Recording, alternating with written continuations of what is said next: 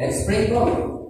Our Heavenly Father, we thank you po, Panginoon, sa kalakasan binigay niyo na pinagkaloob niyo sa bawat isa. Panginoon, salamat din po sa buhay, sa pagkakataon na narito po kami magpuri, magpasalamat, itaas ang iyong pangalan. Baging sa iyong salita, Panginoon, na makinig po kami. Buksan niyo po ang aming puso at isipan na nawa, Panginoon. Maramdaman po namin ang iyong presensya. At samahan niyo po ang bawat isa sa aming Panginoon na sa paglabas po namin sa hall na ito, sa pag-uwi po namin, ay may natutunan po kami. Hindi lang po natutunan, magamit din po namin sa pang-araw-araw namin. Gawain, sa trabaho, sa eskwelahan, maging sa mga kung ano man po ang ingatan yung gawain po namin. Lord, dalangin ko rin po na palakasin niyo ang aming speaker, preserve niyo po ang kanyang boses, that as he talks, Panginoon, maging maayos at ang iyong salita, Panginoon, ang marinig po namin sa gabi nito. Panginoon, kung may mga pinagdadaanan po ang bawat isa sa amin, tinataas po namin, nawa katagpuin niyo po kami, lalong-lalo na sa topic po namin sa gabi nito. Lord, patawarin niyo rin po kami sa aming mga kasalanan, nawa malaya po kami pagpuri sa inyo sa gabi nito. Ito po ang aming dalangin sa pangalan ni Jesus. Amen. Hello. Ayan. Na-bless po ba tayo mga kapatid? Ayan. Praise God. Okay. So, before we start, gusto ko muna kayong kumustahin. Meron po bang galing trabaho dito? Katulad ko. Ayan. Kumusta po ba kayo? Hindi po ba kayo na traffic? O hindi po ba kayo nahihirapan sa pagpunta dito? Sa mga housewife po, sa mga house husband, yan, alam ko po na busy tayo sa gawa ng bahay. At ako po ay nagpapasalamat dahil po ay naglaan po kayo ng oras para sa gawain ninyo. Sabi nga po sa Matthew 4:4, hindi lamang sa tinapay nabubuhay ang tao, kundi sa bawat salita na gumula sa bibig ng Diyos. Amen po ba? Amen. Ayan. So, may first timer po ba ngayon? Second timer po. And ako po, alam niyo sa totoo lang, pangatlong beses ko na po na tumayo dito, pero hanggang ngayon po, kinakabahan pa rin po talaga ako. Ayan, kasi po, gusto ko maging tapat sa inyo, hindi po talaga ako speaker. Ang ibig ko po sabihin, hindi ko po ito casual na ginagawa sa trabaho. Hindi po ako teacher kasi isa po akong IT. Para sa kaalaman po ng lahat, hindi po ako magaling na speaker. Pero it's an honor and privilege po na tumayo po sa harap ninyo upang magpahayag po ng salita ng Diyos. Pwede po ba natin palakpakan ng Diyos? Ayan. So, sa mga hindi po nakakakilala sa akin, ako po si Brother Paul. At isa po ako produkto po ng D-Group sa pamumuno po ni Brother Rod Almonte. Okay, so umpisahan po natin. Nasa series pa rin po tayo ng The Truth Virus in Family Relationship. So, nasa kalagitnaan na po tayo.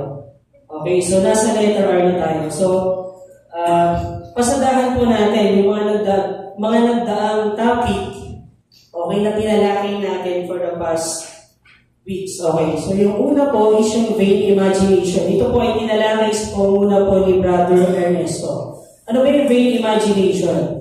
Ito yung simpleng tamang hinala sa isip natin na nangyari na, pero hindi pa nangyayari. So, ano yung nagiging virus sa family? Nagkakaroon ng trust issues o yung trust level natin sa ating asawa. Next, last week, nilalaki natin yung immaturity. So, pamuna naman ni Brother Mark Relano. So, dito sinasabi ko na bakit may mga 30s, 40s, 50s na pero yung isip, boy pa rin. Diba? Sabi niya po, be a man, not a boy. Ako po, sa totoo lang po na namini ko po sa inyo na guilty po ako sa topic niyan. Kasi po, sa totoo lang, yung hindi po ako nagsiseryoso po sa Christian, yan po lagi namin topic na asawa. Kasi, ba't kasi hindi ka pa nagmamature? Yan.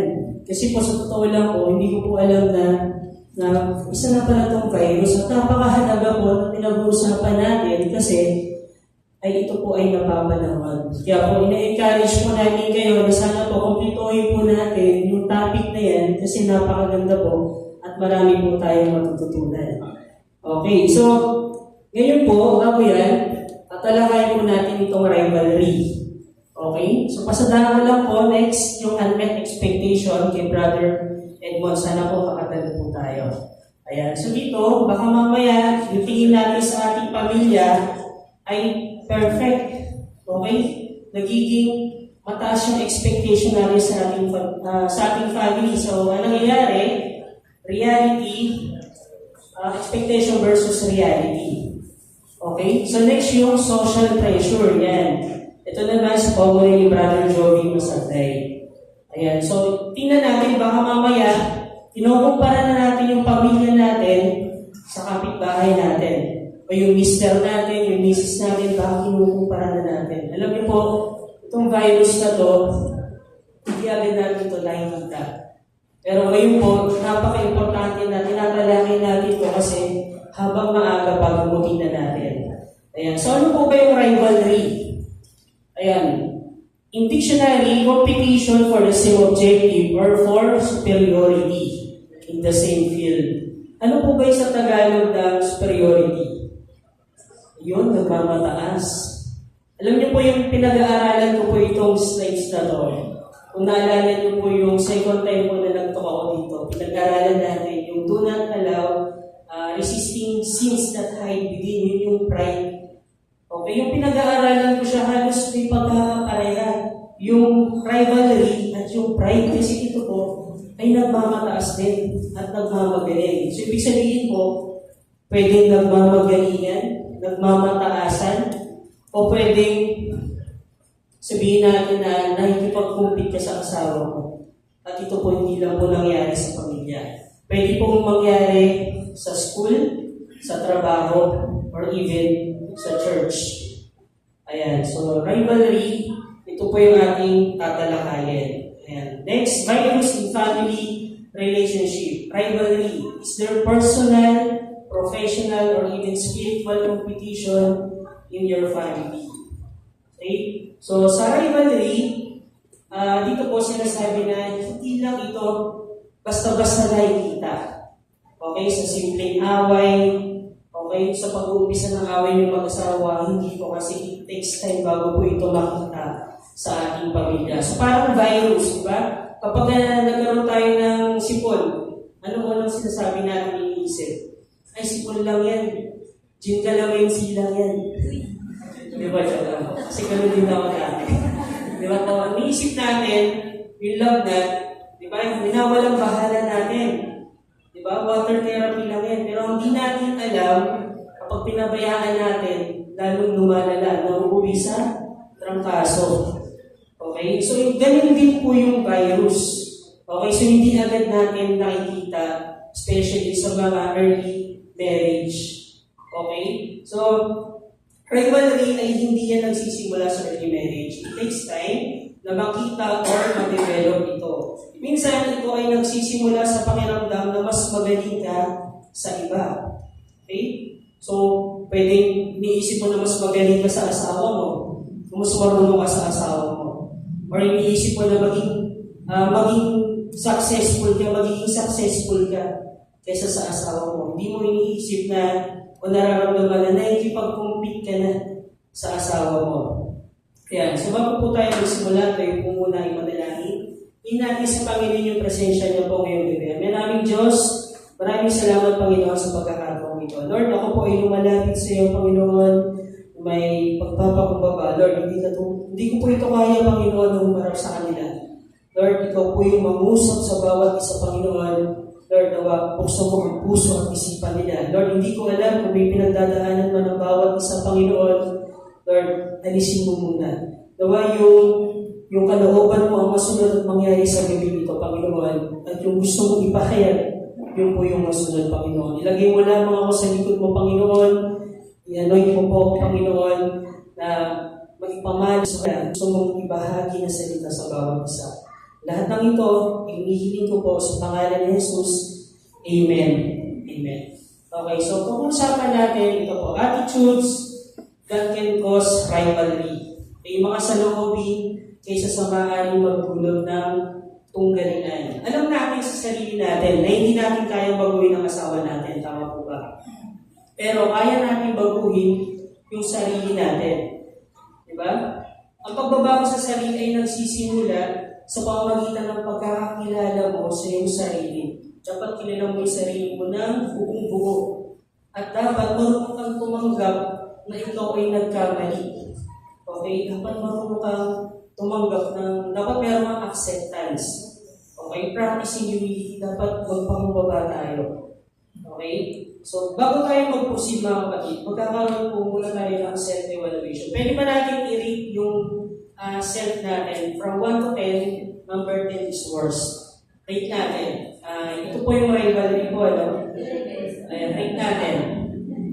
So, dito po sinasabi ko po sa inyo na paano tayo mag-rate sa sarili natin. Diba? Naisip na natin yung misis natin o yung mister natin habang nire-rate natin yung sarili natin. Kasi minsan, diba? Naisip natin, ako 5, siya 10. Diba? Ano yung dating mo sa atin? Mamataas na tayo. Diba? Hinuhusgahan na natin yung misis natin o yung mister natin. Okay? Ito yung mga ugali na kadalasan tinatanong natin sa ating sarili. Ayan, rate mo yung sarili mo at hindi yung asawa mo. So number 1 po, sabi dito, critical. Ikaw ba ay mapanganib?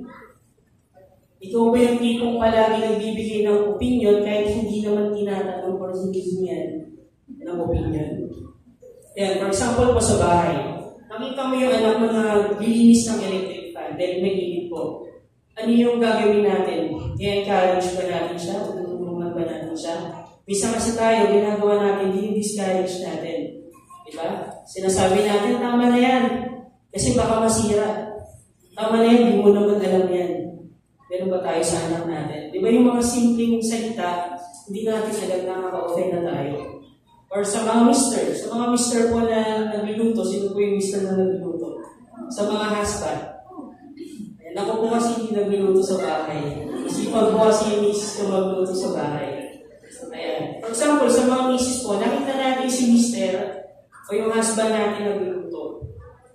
Na-appreciate ba natin yung effort na ginagawa nila? Or baka sinasabi natin na, oh, nagluto ka na naman, nagsasayang ka lang ng mantika. Diba? Kapag magluto mo, next time, dagdagan mo ng asin. Luto ka ng luto, ng adobo. Diba? Lasang toyo naman. Diba? Check natin, baka gano'n tayo makakapag. Or do you criticize in public? Diba? Lagi ba natin pinupuna yung asawa natin? Diba yung mga maliliit na bagay na pinapalaki na natin? Ayan. So number 2 po. Next, number 2. Ikaw ba ay mapagkumpitensya? Yan. Habit mo ba na kumontra sa mga maliliit na bagay?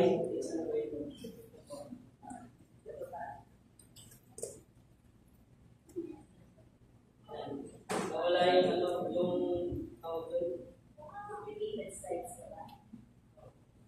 nawala yung mga tanong kasi maganda po yung mga tanong ko dito.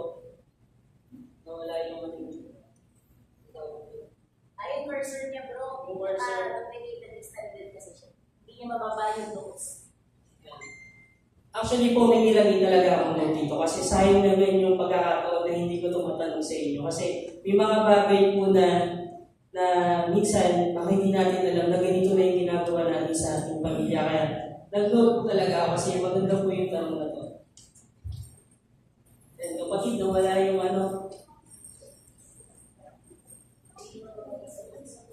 hindi ko na siya.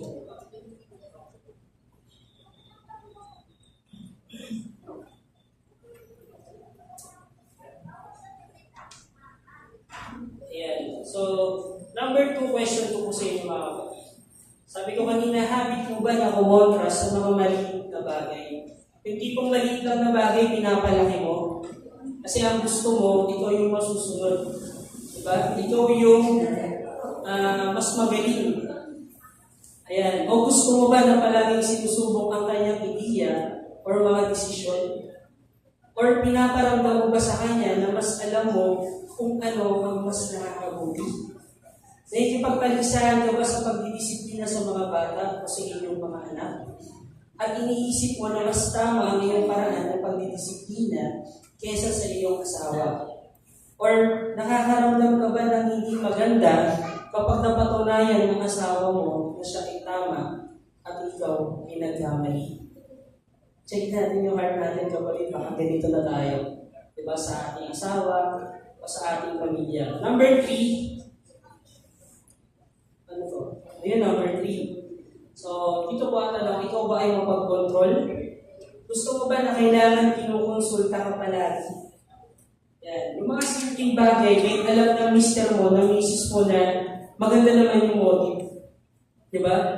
Mga kapatid, kaya tayo pinagkalooban ng partner sa buhay. Kasi yan po ang katuwang natin sa buhay. Hindi ibig sabihin na suluhin natin lahat ng mga plano, decision natin sa ating pamilya. Minsan po kasi, for example po, sa mag-asawa, ako, mas mataas yung position ko sa trabaho, mas mataas yung sahod ko. Ito po, hindi ko lang ito sinasabi sa mga mister, even sa mga misis po. Diba, kapag gano'n yung isip natin, kung tingin natin sa sarili natin, mababa yung asawa natin sa atin. Diba? Kaya ang nangyayari, ang gusto natin, tayo ang masusunod. Tayo yung magko-control ng pamilya natin. Ayan. So, ikaw ba yung huling laging nagdidesisyon na iyong pamilya? Or kailangan bang gawin ng asawa mo kung ano ang gusto mo, yun ang dapat nasusunod? Or meron bang tension sa bahay, pag di ka nasusunod, do you feel agitated? Ayan, nakakaramdam ka ng balisa kasi feeling mo, nakakapahan yung pagkatao mo. Or, ikaw ba ang center ng mundo sa buhay nyo o sa pamilya nyo? It's all about you, parang gano'n. May mga fights ba na nagsimula dahil hindi ikaw ang nasunod? Or are you a backseat driver? Hindi lang sa kotse o sa motor, kundi sa buhay. Minsan, mga kapatid, kapag ganito nakikita natin sa ating misis, sa ating mister, correct natin. Kasi kapag hinayaan natin ang mangyayari, hindi na blessing, magiging sumpa na po.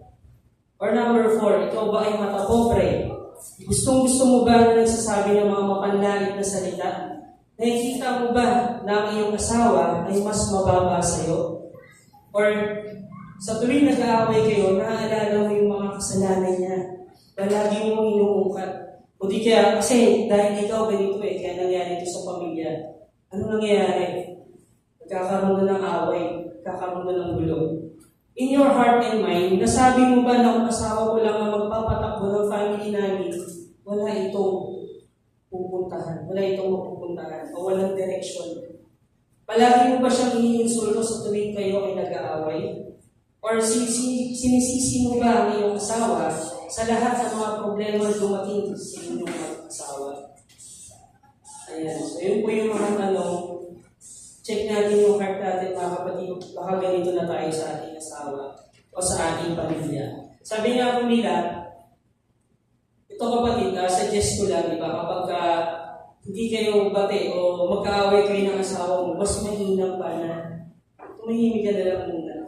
Diba?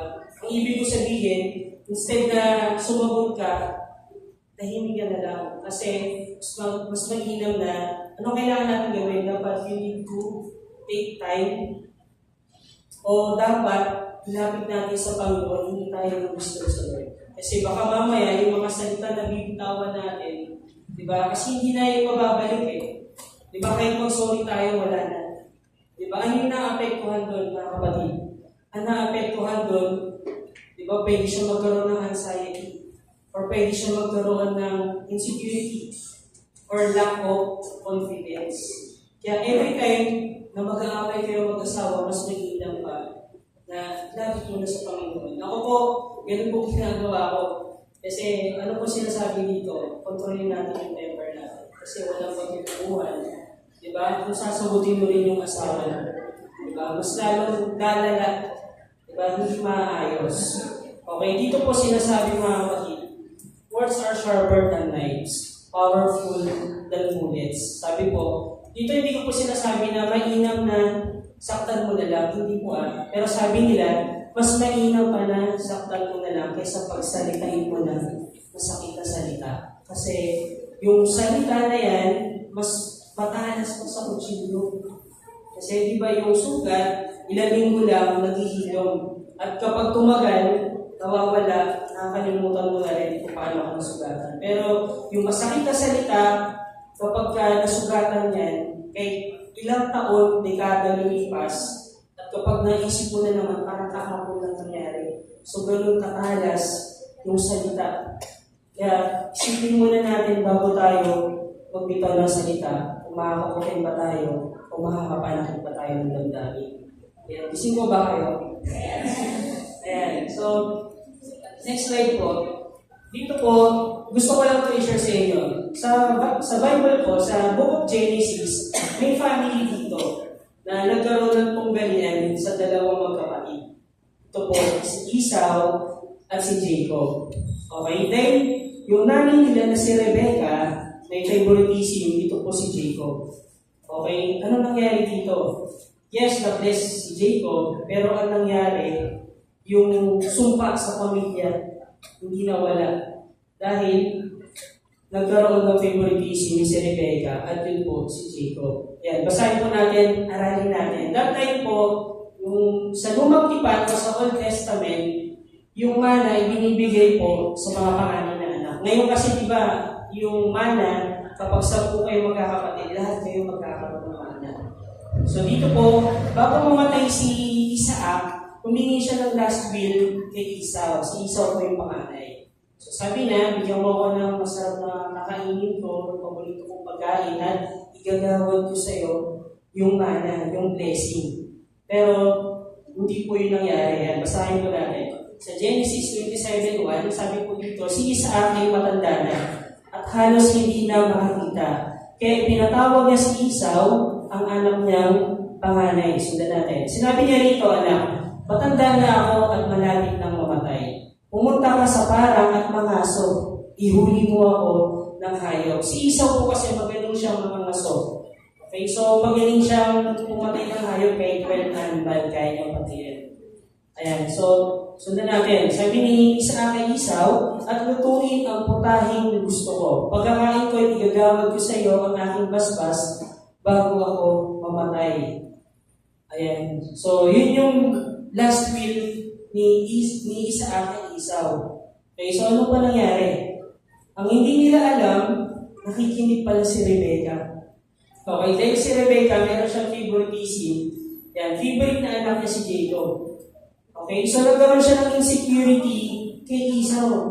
Iniisip niya, hindi pwede na ikaw magmana, dapat si Jacob. So, ano ginawa niyang aksyon? Dito, tinawag niya si Jacob. Ayan, at sinabi, narinig ko ang sinabi ng iyong ama kay Esau. Ihuli mo ako ng hayop at lutuin mo para sa akin. Pagkakain ko, babasbasan kita sa harapan ni Yahweh bago ako mamatay. Next, kaya ganito ang gawin mo, anak. Kumuha ka agad ng 2 kambing na mataba at iniluto ko para sa iyong ama. Ipaghahanda ko siya ng pagkain gustong-gusto niya. Imagine niyo po kung hindi tapat si Esau, nasa di ba? Nasa bahay lang nila may alaga ng kambing. Kung tutusin, pwede na siyang pumatay doon ng hayop para i-serve yun sa tatay niya. Pero dahil matapat siya, dahil tapat yung puso niya, sumunod siya, nangaso siya, pumunta siya sa parang. Pero po dito, yan, bago po yun, sabi pa dito ni Rebecca, ipakain mo sa kanya upang ikaw ang mabigyan ng basbas bago siya mamatay. Ngunit sumagot si Jacob sa kanyang ina. Dito nagkaroon ng doubt si Jacob. Sabi niya, balbal po si Esau, samantalang ako'y hindi.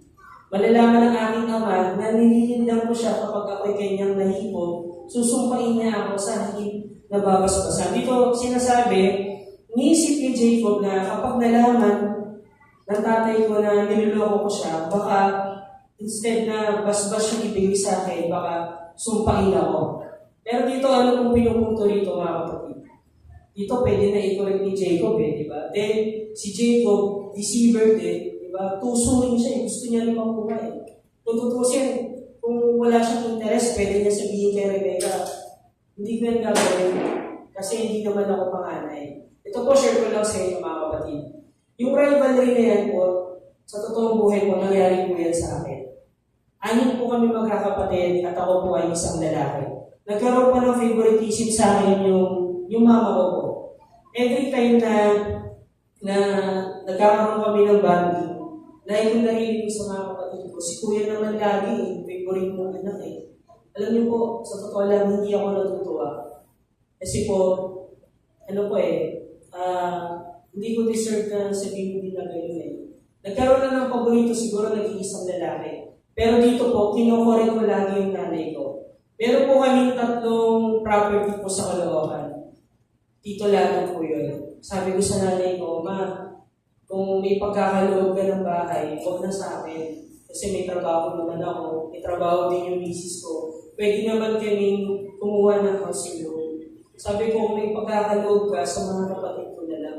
Kasi sa akin po nakapangalan. Sabi ko, aanuhin ko yun. Kung yung personal na relasyon ko sa mga kapatid ko, eh baka mangyari din kay Isa at kay Jacob. Kaya sabi ko, sa kanila na lang, huwag na lang sa akin. Kasi afford ko naman magkaroon din ng bahay kung gugustuhin ko. Kaya so sundan po natin. Sumagot ang ina, hayaan mo sa akin tumalabang anumang sumpa.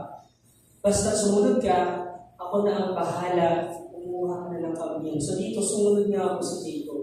Hanggang sa nabasbasan siya, ibigay sa kanya yung blessing. At ano nangyari? Nanguwi si Esau. Ibig sabihin na nanguwi po, nagkaroon ng galit at puot. Okay? Si Esau kay Jacob. Sapagkat ito ang binasbasan ng kanyang ama. Kaya't ganito po sa kanyang isipan. Pagkamatay ng aking ama, at ito'y hindi na pagtatagal, papatayin ko si Jacob. Yun na yung isip niya. Kasi, disappointed na siya eh. Parang wala na eh. Wala na akong makukuha mana. Kaya sabi niya, kaysa mag-enjoy ka, papatayin na lang kita. At dito po, kung tatapusin natin yung book of Genesis, hindi na po silang dalawa nagkita. Kasi ang nangyari po, magpapatayan silang dalawa. Ngayon po ang tanong, ano po yung nawala sa pamilya na to? Nawala yung respect, nawala yung love, nawala yung peace. Tayo mga magulang, check natin yung heart natin, baka may favorite na tayo sa anak natin. Dapat pantay-pantay ang tingin natin. At huwag natin nahayaan yung mga anak natin na lumaki, okay na may samaan na loob sa bawat isa. Talakihin natin sila kung ano yung in-entrust sa atin ng Panginoon, dapat kalugtugod sa Panginoon. Amen po ba? Amen. Ayan. Sabi po sa Efeso 5:21, pasakot kayo sa isa't isa, tanda ng inyong paggalang kay Kristo. Ayan. Sa mga anak, paano tayo magpapasakot sa ating mga magulang? May gusto sumagot? Ayan. Sabi po sa Efeso 6:1-3, obey and honor your father and mother. Nasa 10 commandments, pangatlong utos ng Diyos, kaya huwag natin kakalimutan. Okay? So mga husband, paano tayo papasakot sa ating wife? Love your wife. Husband. So wife, submit to your husband. Ito po ay isang command. Okay, hindi ito request. Sabi dito, pasakot kayo sa isa't isa. Tanda mo din ang paggalang at kay Kristo. Ayan. Sabi nga po, ang nagsasama ng tapat ay nagsasama ng maluwag. Okay. So, ito po yung pag-usapan natin. Yung kahit pamamahala, ito po yung kapayapaan. Peace. Okay. Start tayo sa letter P. Prioritize your relationships, not your ego. Unahin ang iyong relasyon, hindi ang iyong ego. Sabi po dito, ang kayabangan ay umahantong sa kaguluhan at pagtatalo. Minsan tayo, kahit nagkakaroon, nangingipagkakaintindihan sa pamilya.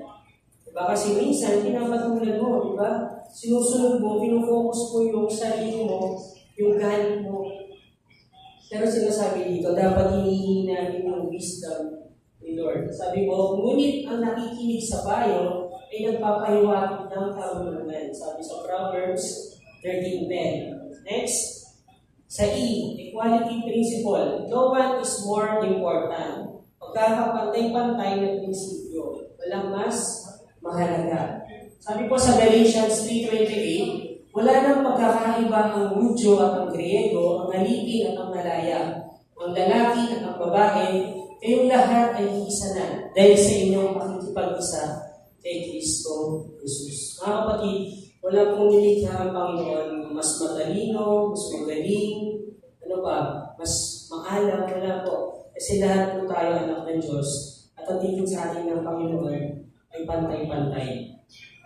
Ayan.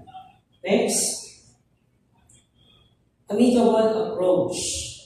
Sabi po sa Romans 12:18, hanggat maaari, gawin ninyo ang inyong makakaya upang mamuhay kayo ng mapayapa kasama ng sinuman.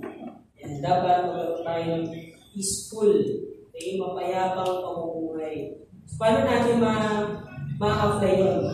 Kailangan natin ng love and respect sa ating asawa at sa ating pamilya. C. Communicate. Sabi po dito sa James 1:19, mga kapatid kong minamahal, unawaan ninyo ito, maging alisto kayo sa pakikinig, maingat sa pagsasalita, at hindi agad nagagalit. Minsan kasi tayo, hindi natin, mga kapatid, diba? Hindi tayo nakikipag-usap sa asawa natin. Diba? Kasi yung pride natin, diba yun yung sinusunod natin. Minsan, hindi tayo nagiging listener. Tama po ba? Kasi nagiging responsive tayo, nagiging reactive tayo. Ano yung dapat kontrolin natin dito? Sinasabi dapat kontrolin natin yung temper natin. At dapat magkaroon tayo ng open communication. Dapat bukas na komunikasyon sa ating asawa o sa ating pamilya. Next, empathize, not just sympathize. Sabi po sa Proverbs 2-3, ang pakinig po ay ibaling sa wastong karunungan. At ito ay isipin ng iyong maunawaan. Pagsikapan mo hanapin ang tunay na kaalaman, pangunaway pilitin mong makita at masumpungan. Dapat lagi natin hinihingi sa Panginoon yung wisdom, yung knowledge, yung understanding. Okay, para magkaroon ng kapayapaan at peace of mind sa ating pamilya at sa ating asawa. Ito po yung last slides ko po. Gusto ko po itong i-share sa inyo. Isa po ito sa palagi ko pong dala-dala na verse. Okay, at malaki pong impact ito sa buhay ko po. Basahin natin sa Proverbs 3:5-6. Pwede po ba natin basahin sabay-sabay?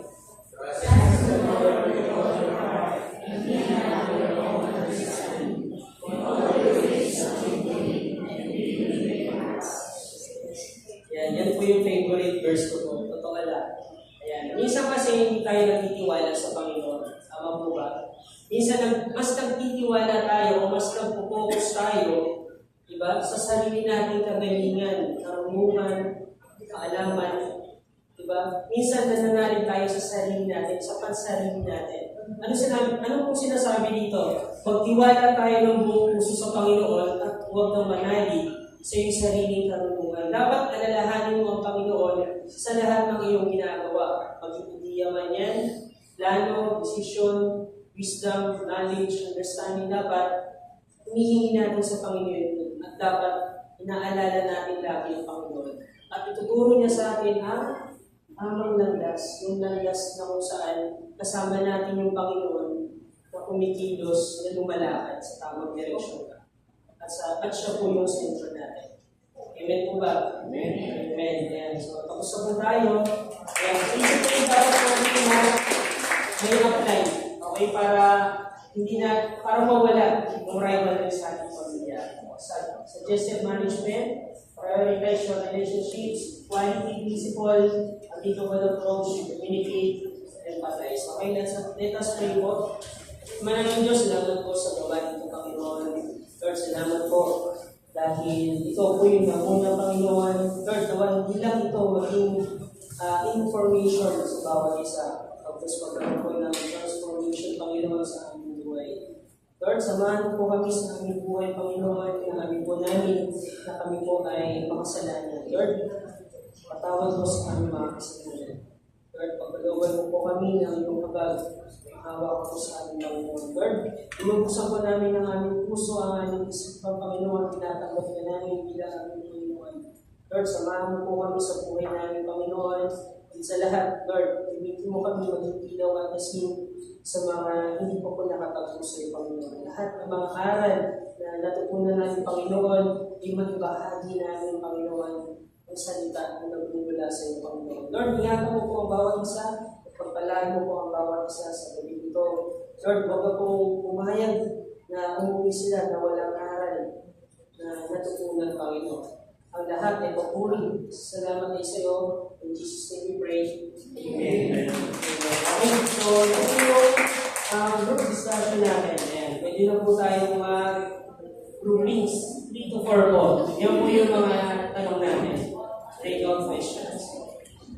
po, pwede na po kayo mag-groupings. Ayan, thank you po. God bless.